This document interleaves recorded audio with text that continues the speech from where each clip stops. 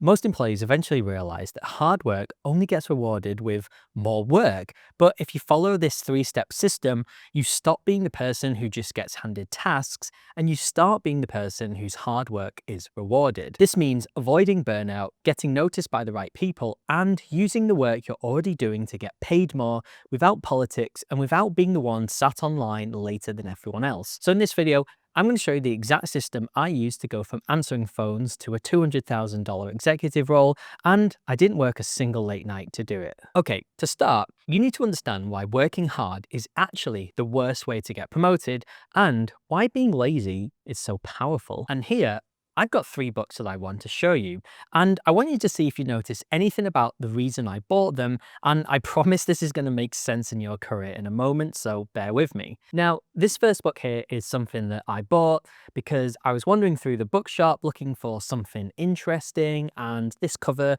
caught my attention, and I had a quick read of the back, sounded interesting, so I bought it. Then this book, on the other hand, was something that I saw being talked about online, and it was the type of book that I would probably be interested in. So I read some reviews, I watched a couple of YouTube videos talking about the book, I downloaded the first segment of the book for free to get a trial of it, and then I liked it, so I bought it.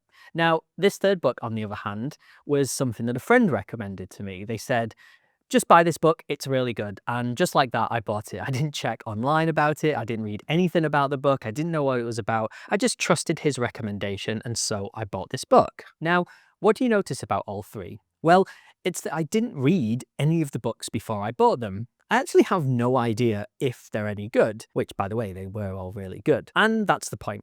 The thing is, leaders don't read every person's work before they decide who they're going to promote.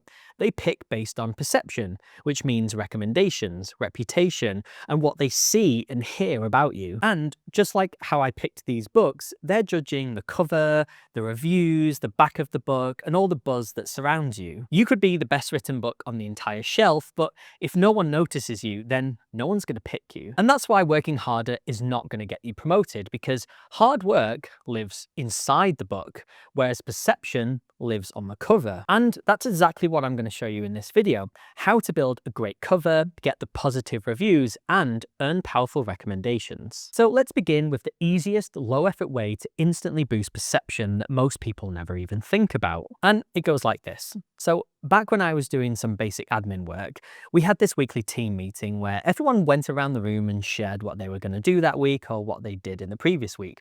And there was this guy called Chris. Now, every week, Chris would confidently talk about the work that he'd done, and he'd always get loads of praise and recognition for it. In fact, he got promoted like twice in about 14 months. Meanwhile, I'd sit there rolling my eyes thinking, what he did wasn't even that hard. I do twice as much as him and no one even notices my work. And eventually I realized that the way he was describing his work was a big part of why he kept getting promoted, because Chris was like the reason that I picked this book here. The way he spoke about his work was like the book and the cover and the description in it. The content of this book might have been average, but the presentation of this book is what made me want to pick it. You see, Chris wasn't just sharing his facts, he was crafting a perception, and that perception made managers see him as valuable, capable, and importantly, promotable, even if his actual work wasn't any better than mine, and in my opinion, a lot worse than. So how do you describe your work in the same way? Well, just remember the 2 O's, outcomes and outputs. Outputs are the busy, day-to-day tasks. It's the stuff that you actually did.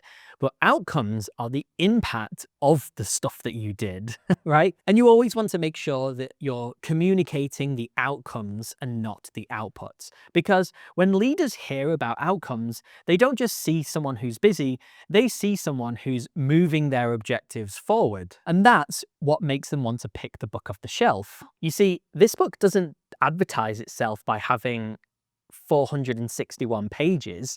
It doesn't say that it uses a lot of different words and there's all these different pages and the year that it was published. It describes itself as being a fun sci-fi adventure about a girl zombie or something like that. Okay, I'm not doing the best advertising for that book, but you get the idea, right? When you talk about your output, it's like you're just describing how many words that were in the book. But when you talk about your outcomes, that's like your cover and your blurb and the presentation of that book. And speaking in outcomes is just one of several ways to increase your perception. In the promotion playbook, I've put some practical frameworks and tools together that will help you get noticed by the right people at work, and you can grab that for free using the link in the description below. Now, let's take this a step further, because a good perception will get you noticed, but it's by combining a strong perception with a powerful referral network that will get you promoted faster. And here's exactly how you can build yours. So, how do you create thousands of little conversations in the office, all positively talking about you? Well, I want you to think about this for a moment. Has a friend ever described their boss to you? Maybe they've said they've got a total asshole boss who's always breathing down their neck, is really lazy, and has no idea what they're doing. We've probably all heard of a boss like that. Or maybe they say that they actually have a great boss on the other hand. They're always really supportive, and they're always really giving them the right kind of challenging work that engages that person. The thing is, you've never met that boss before, right? But you already have an opinion about them. And that's the power of perception being spread through other people. And if you can control the words that other people use when they talk about you, you'll create your own internal referral network, one that quietly spreads your reputation around the company. And this is important because I picked this book based on the reviews and what other people thought about it. If you can spread a positive reputation about yourself, it's like you're paying Amazon to give you positive reviews, because those reviews will impact people's perception of you, and it will eventually reach the right people who can positively influence your career. And here's how you do that. You need to pick the 3 traits you want people to use when they describe you. It's important to pick words that don't just describe who you are right now, but the words that describe the role you're trying to move into. And I'm thinking of things like tough and efficient and detail-oriented. These are good positive traits that you can go for. And okay, that last one was technically 2 words, but you get the point I'm trying to make, right? Then start dropping these words naturally into conversations. For example, I'd say things like, before you send me that report, make sure it's accurate because I'm very detailed and I will spot the mistakes. Now, the goal here isn't always to demonstrate that you are these things you're trying to describe.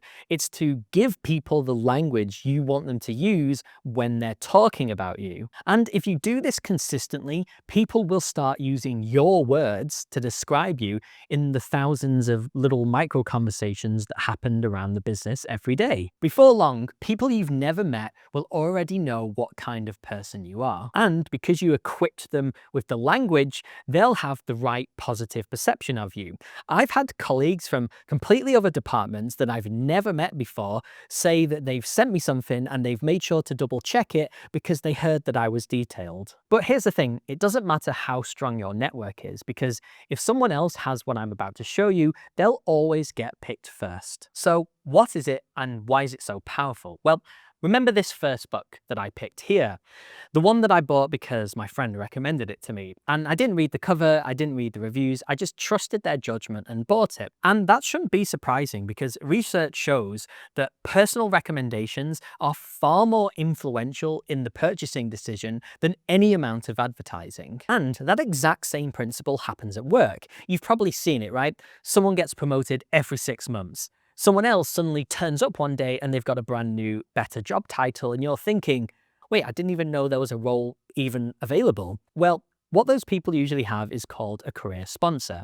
And a good career sponsor is going to do 3 things for you. They're going to say your name in influential rooms that you're not, so that your referral network includes the right people from leadership. They will also use their credibility to increase yours, which instantly makes leaders trust you more. And they create opportunities you'd never even know existed. But if you're thinking this sounds a lot like office politics or brown-nosing your way to the top, then it's not. It's simply someone you trust putting in a recommendation for you with the right people.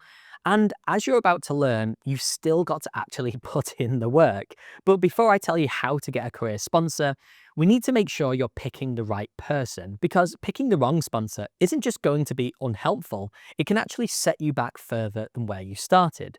So most people that I work with's first thought is, hey, I'll ask my boss to be my career sponsor, but hold on to that thought for just a second because the right sponsor needs to have three traits. Firstly, you want to make sure you're not linked to someone who could drag your career down. So the first trait they need is a strong reputation.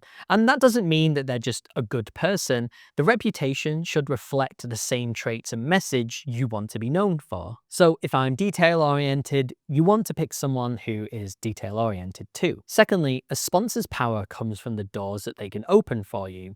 If they don't have influence with the right decision makers, then their recommendation isn't going to have much weight behind it, which is why the second trait they need is access to the right people. And thirdly, a career sponsor is going to stake their credibility on your success. If they're hesitant and uncertain about you, they'll mention your name, but they're not really going to fight for it, and that's really important. So the third trait is that they have trust in you. And that's the difference between a casual friend at work and a true career sponsor. So you see, your boss might not be the best fit, so you should carefully consider people around it, perhaps even look 1 or 2 levels above your boss. So if this sounds like something you want, then continue to watch this video because I'm going to give you a really simple system to get your own career sponsor and level up your career fast. So the fastest way to get a career sponsor is you're looking at him right now. It's me.